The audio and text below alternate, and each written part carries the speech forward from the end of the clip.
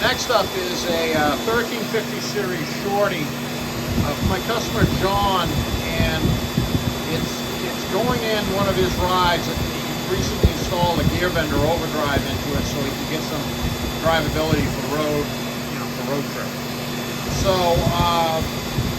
he did have a mock-up shaft that he had proved out to, got everything going so he could yard drive and stuff like that. Not that suitable for road use, so I made him a duplicate of it. It's 19 5/8 center, so it's fairly short. 1350 both ends, 3-inch 083 tubing. Well, I don't know what the other one was. It was 3-inch tubing. It looked like it was an OE drive shaft. It was probably 065. I got a ton of drops around, so that tubing was no issue at all. And those are a pair of Spicer 3-2857 weld jokes, and a pair of Spicer snap tight 1350s. Best shoe joints on the road by far. Just the durability and drive quality and balance quality is what makes them superior. They run good and they last.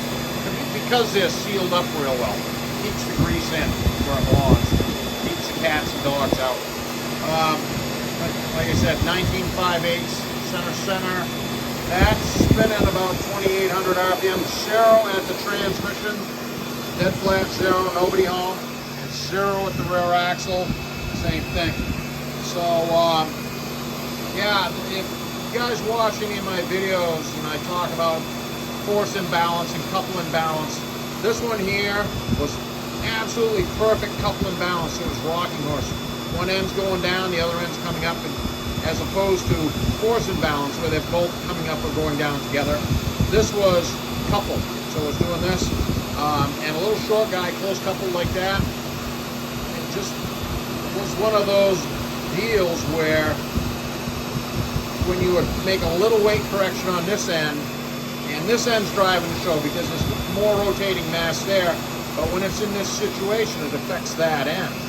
And so you're tuning, and I ran into the situation down at that end, kind of made me laugh, that a 3 wasn't enough. I have the calibrated weights that go with this machine, and a 3 wasn't enough, a 4 wasn't enough, but a 5 was way too much.